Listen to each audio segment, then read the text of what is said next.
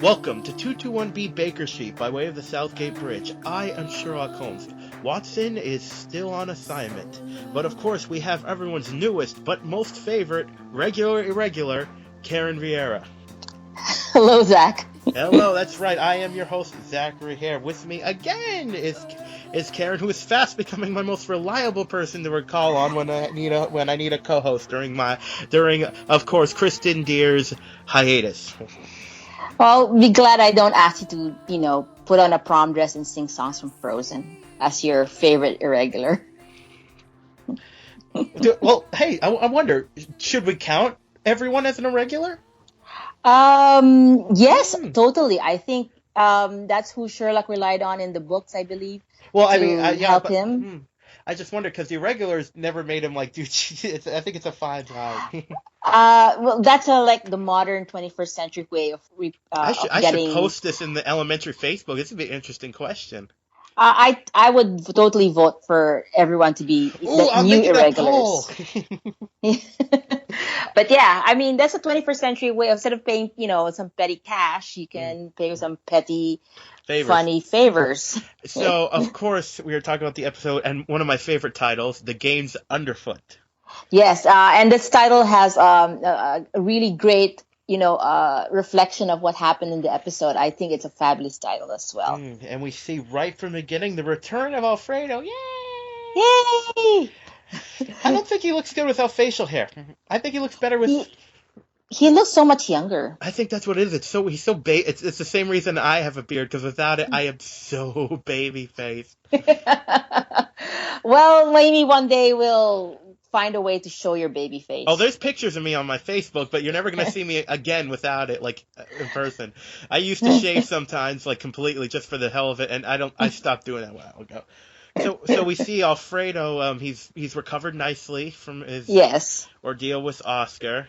Yep, and he's concerned that where's Sherlock, and he's also concerned that Sherlock's feeling guilty about how he got held captive by Oscar. Not to worry, and it's a mystery to Joan on what's going on, right? Yeah, because Joan says that he's been going to meetings, and I don't think either of them believe Sherlock would ever miss him, because they both know, and it's mentioned later that Sherlock and it's one of my favorite aspects of the show, that Sherlock does believe in the program. Yes, it's really they've woven it really beautifully into the show, and it's all in character, all seamlessly as part of even at his most bitter and critical, he never would put it down. Yes, and we'll get to that later in the discussion. Yes. There's some very good points about this. They addressed it very well this episode. So we go right to apparently a murder which has already happened. And the murderer's just sitting there listening to his phone, and then randomly decides to, it looks like at the time, burn down the apartment. Yeah, I had to view that section twice, because it gets referenced later on when they analyze, who done what. And, there's this battery placement, there's this switching off the gas, switching on the gas, and it all gets revealed later in the episode. But at the time when I saw at the start of the episode, it was like, I don't understand what kind of crime is happening. Right. Yep. So did you get everything right off the bat? I didn't get. I think I got it on my rewatch when I noticed the barriers. I'm like, I wonder if that will come into play later, because I noticed he didn't have any gloves on, which was kind of stupid of him, as we find out. So we of course have the body, and they say that the guy got stabbed and then was burned, but it was only the stabbing that burned. I like Sherlock Holmes, like, oh, is he next door out a window? And he right away he's like, this smells different. So he even from removed from the crime, removed from the scene, he can detect and he very didn't well. even have to call in the nose, which is one of my favorite irregulars. It really was. Oh yeah, yes, him. Oh my God, that was from the nutmeg. That was from the nutmeg episode. It was the guy that cleaned up crime scene. So they figure out that it's a specifically an archaeologist trowel, but it's from someone that whoever killed him is a different hand than the victim. So it's that's not not his. So they found out that his girlfriend is also an archaeologist, and they broke up. But it sounded pretty amicable, so she let him borrow some things that help him get back, because apparently he was on the hunt for some treasure. Yes. So there's a dig, and he needs some tools, and this leads to what could they be investigating, and they find, they do the detective work on to find out what location he could have been digging in, and what kind of treasure he was looking I for. love the pile of 80s garbage. Because I'm actually looking at it right now and I paused it, but there's a Rolodex in there. Oh my gosh, Rolodexes! I'm shocked you remember them. I know because what a you're fairly Rolodex young. is. I'm informed. I'm at the right age. I was young enough that I never had to use them, but it was fun to flip them. Yeah. Well, you know what? Now there's no more. There's even these colored suspenders, which reminds me of Mark and Mindy. I don't know if you know who Mark and Mindy I are. am a Robin Williams fanatic. Okay. I was not to get into it, but I was insanely depressed when he died. But yeah, I know. Yeah. I know. But the thing that really stood out to me was a Rubik's Cube. Oh, it amazes me that it came back. It's been popular again. Do you know the algorithm to solve it? I'm mystified at how people do it so like in 10 seconds or something. And how about the weird ones where it's like extra rows? I mean, forget that. No, I'm not. I won't make it to a Rubik's Cube. I already tell you now. It's a very fun concept because it's probably very true. That we are what we throw away. Oh gosh. Yeah, I'm probably. You can tell all sorts of things from the things I throw away, I'm sure. Yep. So they're just looking through the garbage. No mask, no gloves, no. I don't know if it was gloves, but they were just like they're just digging through. And it's garbage from the 80s too. So you would think that would really be. And shouldn't that be? I don't understand. Shouldn't it be way more buried? I don't know. I mean, I don't know how landfills work. Me neither. New York City is built on all sorts of landfills. Oh, I know about that. So this is why the games Underfoot is such a great title, right? Because the games were literally underfoot. So now, I salute the writers for coming up with that title. Something that happens here is very worth mentioning is when Sherlock says relapse, he whispers it. Yes. I don't know how, what stage he's in. He's feeling, obviously from, the mention of Alfredo is making him sort of like feel unease about the state of his recovery, because he's already distressed that he had to start from day one again. And here comes, Joan mentioning Alfredo, and that gets him.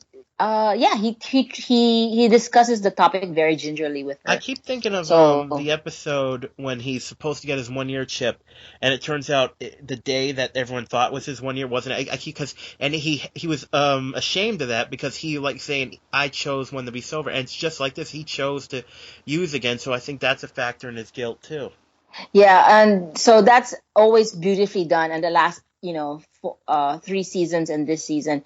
I think Johnny Lee Miller really, really clearly relishes doing these parts of the role. It's quite substantial. He gives it such depth and he's very good at that. Beautiful expression. The first role I probably ever saw him in was this movie he did. I don't know if you're familiar with. It's called The Flying Scotsman.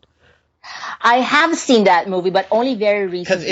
And for those of you who don't know, he plays. I believe it's based on true events, but yes, and it's about the guy who broke the he invented the Superman pose for cycling, and yes. he also battled depression. So we know he's really good at doing that kind of thing. And also, what's interesting here is like with Sherlock, you never know if it's going to be something petty. But the reason he gives for going to different means, he wants to, because these are people he said for the last like 4 years, I'm sober, blah blah blah blah blah. Now he feels almost ashamed that he has. Yeah, they said reminders of his failure. He said exactly. Right? So it makes both Joan and Alfredo, when they hear the reason, they're like, oh, okay, that makes perfect sense.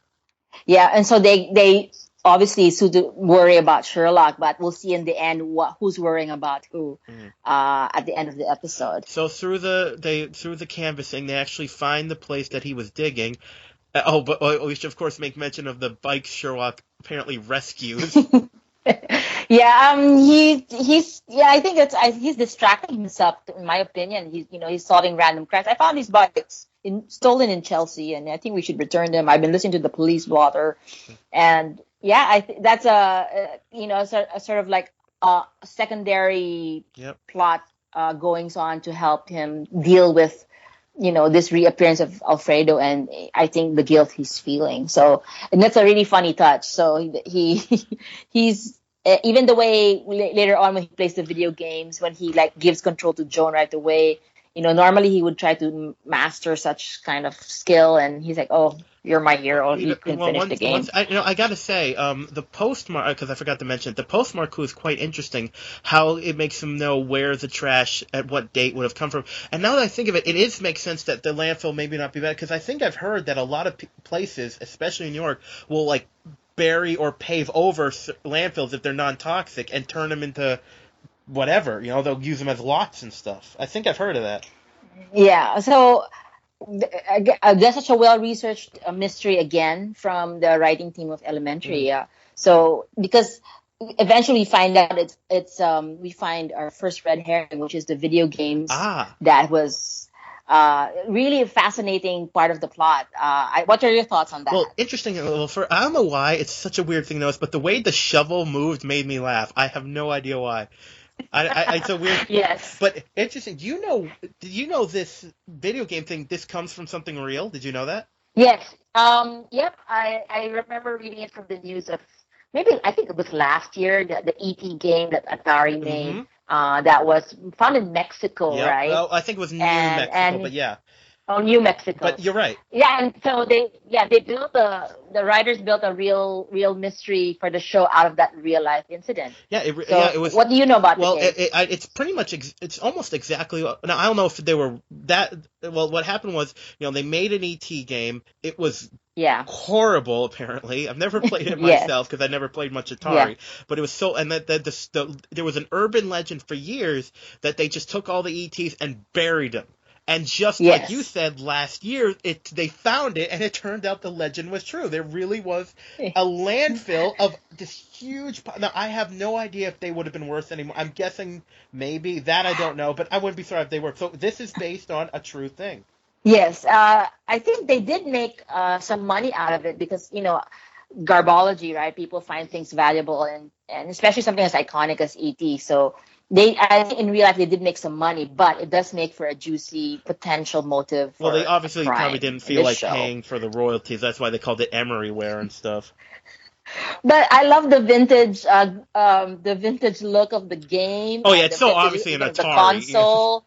Yeah, even the vintage the advertisement they had. I made a note of this. It was really cool. I made a note of this. What? Dumbest ad I've ever. Did you actually look at the ad for the game? I saw it. Yeah, it has this very 80s looking type design. But do you see what the graphics? Right? No, I don't mean the game. I mean the ad itself. I had to pause. Yeah. It's a guy playing the game. It says, "Oh, come on a world of whatever exactly it said." But it's a guy playing the video game. He's wearing those Y front underwear and a T-shirt. I'm like, yeah, he looks like he's a brave warrior. I think the props people of the show is putting a special treat for us who love the show. So I think that's like a really hilarious touch for the fans. And then we get this guy that was found digging. He's such an idiot. Oh my God! You know what? He put on the comedic beats of that role really, really well. So and again, we see him digging out from behind a big pile of, sand and dirt and garbage, and said, "Oh, I'm over here." And then which get recall later on when Belle visits Joan in the police department and she's hiding behind the boxes. "Where are you? I'm over here." Yeah. So there's the parallel camera work that's also quite clever that they did in the show. I like how the guy like worst game, Nottingham Nights, worst game ever, and the guy's like allegedly. He's such. Of course, he said allegedly. This is what I like to call a hipster nerd because he's he's trying to be ironically geeky, and it's not the same thing. But he's like yeah, he tells him the story just like the ET version was a bad game. The recall, so it's it's one of those kitschy things where everyone's tried to find it because it could be worth money. And just like that he's been searching for it, and so was the victim. So they were all. He thought he might have found it, and I love how he's like, well, why? Okay, why would he? He's like, oh, it's probably for the money. He's like, what money? Oh, they're worth $10,000 a piece. And I love how he goes, did I not mention that? And they all look at him like, Yes, no. I love that line. Did I not Although, mention that? Yeah, it was so as a good. gamer, I take offense to Sherlock's comment about curing cancer. Gamers are not lazy. We're not all lazy sons of bitches. Well, obviously we're gonna see eventually Sherlock is not good at Aha. video games, Yeah. huh? So that scene is priceless. With Joan and Sherlock trying to figure out, is it Swords of Something Saturn? of What is it? is it something of Saturn? And Yeah. apparently, I love Sherlock's when he goes to see Alfredo. I love Sherlock's jab at the donuts. Oh yeah, sorry. Yeah, the donuts, which plays a pivotal clue in the second Hmm. this recovery plot of the show. Yeah, Sherlock gives good face on, judgment face on Alfredo's choice of By the way, I love donuts. Alfredo's line. He's like, "Oh, sure, a strange white man that breaks into my car. Why would I be afraid of that? It's not like it happens all the time." Oh god, this is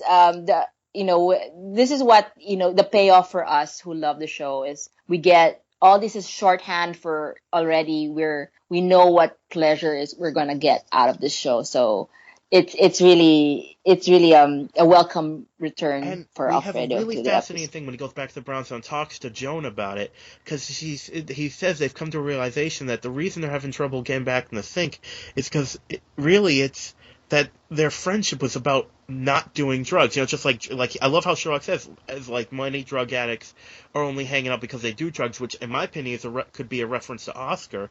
He says him and Alfredo Yeah. the only thing they have in common is like so they have to discover is there more to their do they have an actual friendship or are they just two people trying to not be addicts?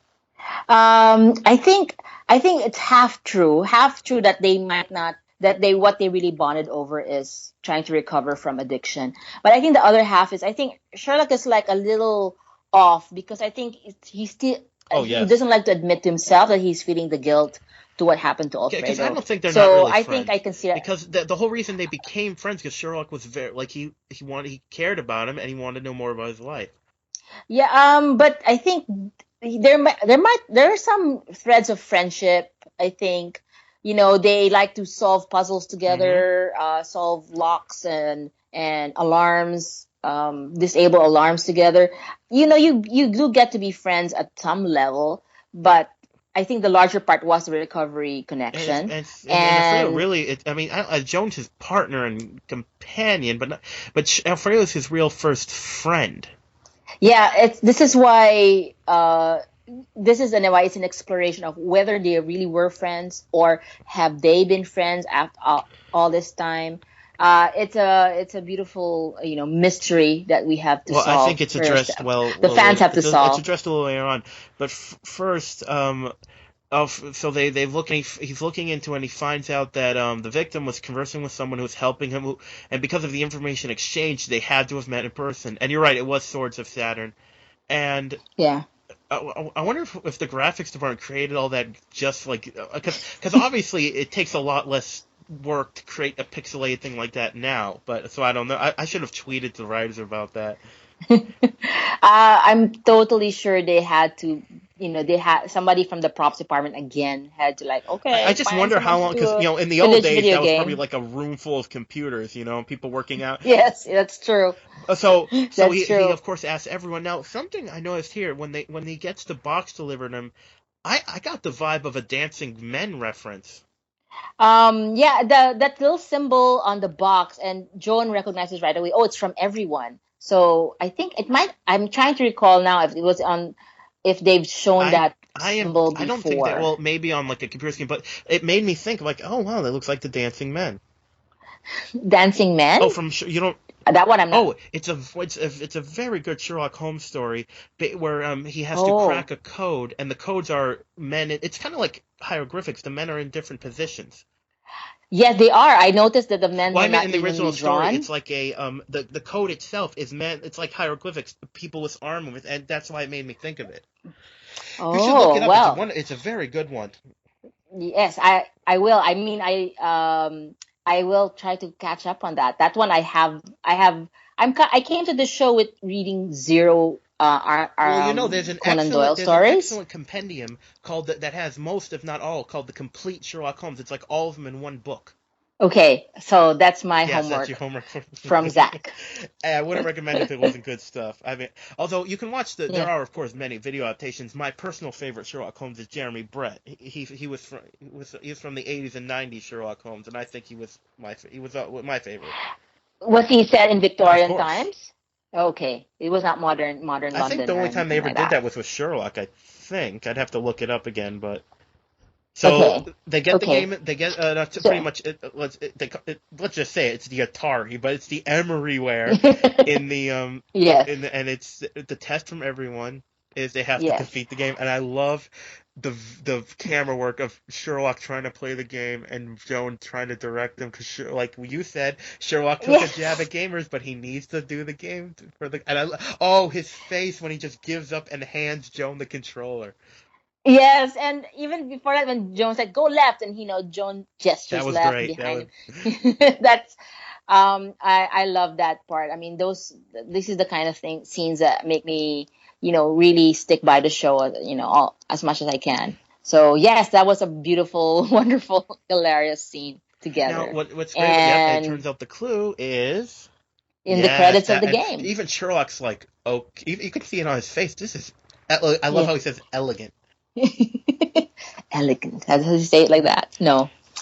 And But it is so one of the best tests from everyone ever because it's like it's like earning it. and at least we got to see it. I mean, we didn't get to see Oh Sherlock debate, yeah, that's true. Twilight. I didn't. We didn't get into The seeing, only time we got and to see him getting so punched in the arm, which is my other personal. Whenever we get to yes, that was see the so funny. test, it's awesome. Yes. So, and I think I think they went easy on Sherlock for this one because he kind of saved their butt, the previous everyone plot, right? So, um, at least they didn't make him, pay a humiliating price as ever. Exactly. So they go to find integer Yeah. overflow, and this guy is he's like the look in his face is like ooh.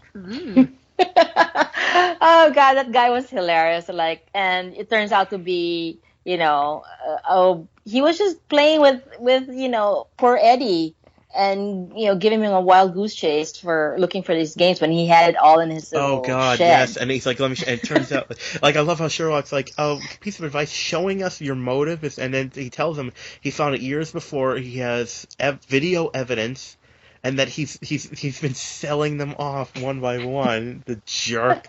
Yep. So that's a funny comedic touch on this episode. I think I had a lot of fun with Yeah, there this was. one because it's Yeah, really there was. funny in a very character based Right. way. So Of course, even though of course it yep, was a murder, well, there was a lot of and they do this good. There was a lot of comedy in this crime. yeah. I think because I just overall this episode, the crime was a sort of like they gave it was a very calm, if I could call it that, calm crime, That's an that interesting way because to put there it. was so much emotion, because there's so much emotional weightage for the recovery parts of the episode. So I think they didn't want to over rush and complicate the crime as much, but it was still a really wonderful mystery. But I think they wanted to give space to the Alfredo scenes Yes, and overall. so they start looking into some more, and they realize that maybe they realize that there must be maybe the guy if the games aren't the crime, they must have been something else. So they realize maybe there's something wrong with the land itself. So they realize the building man or owner, or I should say landowner, wanted to get rid of them real Yes, quick. So they start looking into that. Now, and then first before that, we get Sherlock at the meetings. and at the meeting, yes. And I love this scene too because Sherlock is like, I think he's feeling a little down on himself. Yes, how long you been here? Oh, I've 30 days, but before that I had 3 years. And Martin, the guy who he meets, is like, well, I failed at recovery, three, very fast in the first 2 years, and now I'm 22 years free. And I think Sherlock, he sees some insight into Now I that, kept thinking to this guy get would out of become himself. Sherlock's new sponsor. I also thought that He too. still might. And maybe he might, because I think the show is like, if this character works, he They're could good at appear now. again. Interesting thought. This So actor John DeVry, he looks from. I always like looking up actors, and actually, he's from an. I remember him from an episode of Star Trek: Next Generation. really, I don't know how well you know the uh, series. I know the series. I confess I only watched if it was a Q episode. Well, it was it's Q in the episode. I'm watching it. It's actually a weird episode because it's an episode where they find a colony of completely made out of clones. Oh, and he was the clone. He was two clones. And well, in my opinion, what's interesting about the episode, they find another colony and it's all Irish people. Well, that's the colony I think I want to be in. I could go. Well, I want to quickly say my favorite scene from the episode. It's when there's an Irishman and he says the alcohol from the food since the Irish 2 weeks. So Worf orders him a clean off drink and it almost knocks him out after one sip. I haven't seen that. So that's I believe another it's called second assignment from that. I don't know if you guys got Netflix overseas, but they got Next Generation. No, I mean they show it here on syndication, so I might catch it. But Netflix is not here yet. So yes, but Sherlock notices the donuts from Alfredo, which will come into play later. I like this little one-off guy because he says like, he's like Sherlock is like, well, actually, I relapsed, and the guy's like, you're doing better than me. Yes. So yeah, I think he gives Sherlock some insight to again, I think that's part of recovery. I mean, I'm not as familiar with the process as deeply as the writers on the show, but sure, Fred has always said, you have to be selfish, and I think Sherlock finally sees some kind of insight. That's why I think it leads to that final scene, which we'll get to later on his encounter, his conversation, and then the donut. And so they go to the chemical company, and I got a little confused by the legalese here.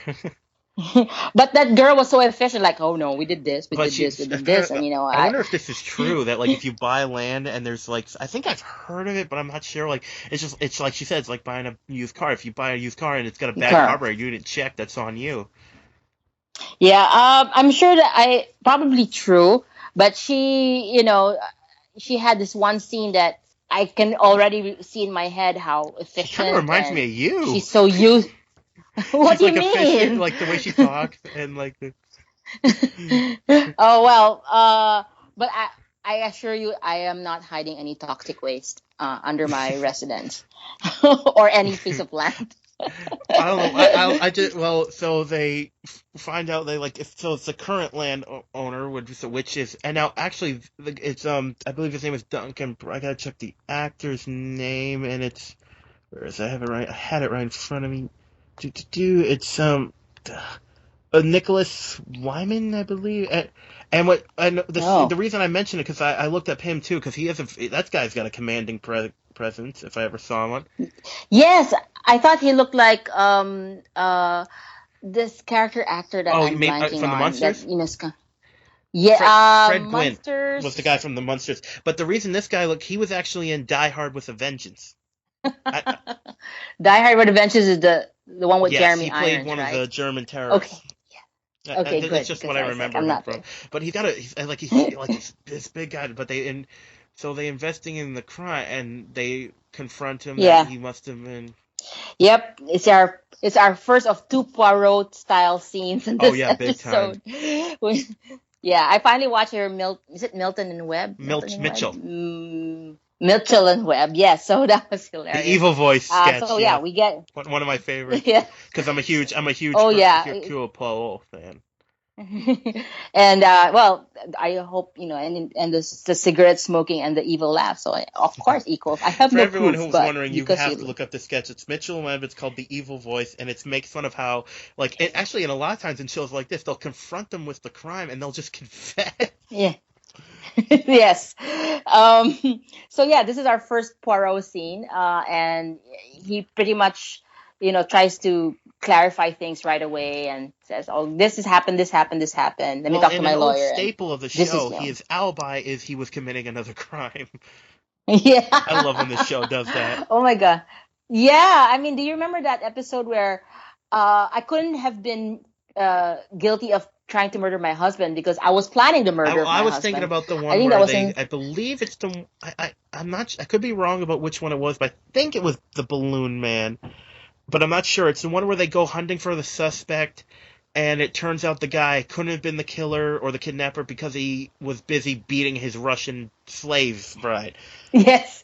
Oh my God. Yes, that's from the Balloon Man. Yes, but yeah, that's a standby that our writers have gone to, and it's actually quite clever, and I enjoy that recurring theme of So theirs. Sherlock is playing Swords of Saturn to punish himself. Although it's funny because well, it could. Oh yeah, I didn't. I thought I just had because when I first watched the episode, I was like, wow, Sherlock didn't notice that there was a suspicious fire. But then I realized maybe he's distracted about Alfredo. Yep, I think that's a theme for Sherlock this episode. He's distracted. Which is why they separated, and Joan was able to find out. So if he set that fire, maybe they should look into the other fire. Yes, and that's where we usher in Poirot scene number 2. and finally, I think I gotta say, Lucy Liu's really good at the confrontation scenes. Yes. Yeah, I mean, she's really good in the confrontation scenes. She speaks very authoritatively. I don't know if that's what comes from being a doctor, or she's just doing a lot of police work. She did a lot of police work while Sherlock was in London. So yeah, she's really come into her own into the case. She has some medical knowledge which helps with some breakthroughs, like finding out that the killer was not left-handed, and she's learning how to deduce, and I think it's just a matter of Sherlock having more practice and more knowledge. But she's really come along in learning about investigation since the start of the show. You said, the arsonist and killer, he tried to do it the same, but apparently what happened was he was trying to make it seem like a natural gas explosion, but because he was surprised, he had to change it to just setting the guy on fire. But yeah, and finally that first crime scene starts to make sense. Which explains the reason why someone smelled natural gas and then gasoline. Yes, and why there was this battery switching that was happening. As we've seen, because he didn't use gloves and because the fire was different, there was fingerprints on the batteries. Yep, and we didn't even get to see who this paid so-called assassin was, right? It was all done off camera. So yeah. Oh, so okay, so they get him. They rub him. Oh, okay. Oh, this is the scene where Alfredo says, "White man, strange white man in my." Yes. Yep.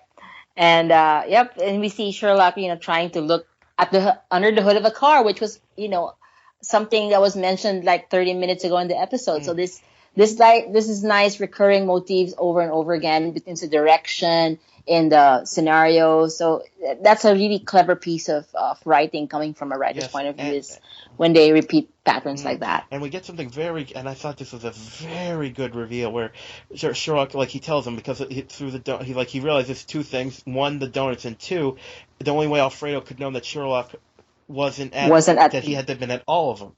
Now, yes. So it's that everyone thought at the beginning, oh, Sherlock must be avoiding Alfredo out of kill, but really, Alfredo was avoiding Sherlock and going the more means out of kill because he's and what's interesting though is he said, now I don't know if he's just saying it, but he says it's not because of the kidnapping that he feels like he's going to relapse.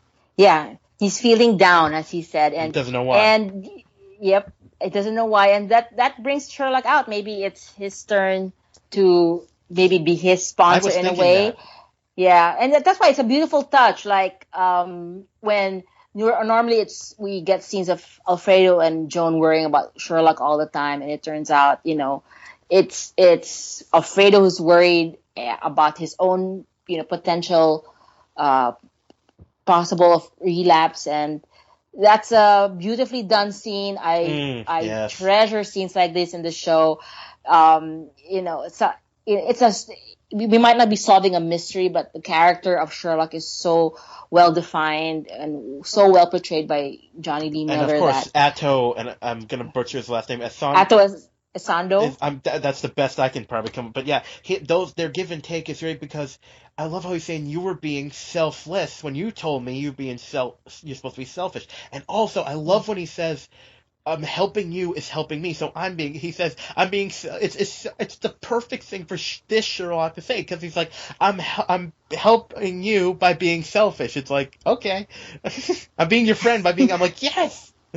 Yeah, so that kind of beauty only happens when you've laid the groundwork. When was Alfredo introduced in season 1, right? And now it's now season 4, and now we get to have that exchange that on its surface is already wonderfully done. But because we know the histories of both characters, it's even more meaningful and has so much depth. And so they have to figure out what their friendship is, if they have a friendship outside of both being recovering addicts. Yep, and so that's like I said earlier, a mystery that we're going to be treated to as the season goes on. So I didn't really have any favorite. I mean, I had a few lines I liked, but none that really leaped. Did you have any lines that really? You're my hero. That's the line I like when Sherlock was defeated in the video game, and he hands the controls over to John. You're my hero. And the white boy breaking in, that came that close to being a favorite line of mine. And yes, and the one you said, did I not mention that? Yeah, that was almost. Funny. See, it was just good delivery, but not great. Like the lines themselves, it was the delivery of them, so it wasn't really a favorite line. So for me, my final thoughts in the episode, I think you put it best. It was like a calm series of events because they wanted to also focus on Alfredo and Sherlock coming back from his relapse. But I liked it. Yes. I loved how it's obviously a lot of it's inspired by real facts. I would watch this. I think this episode also has high rewatchability, so I give it high marks. Yes.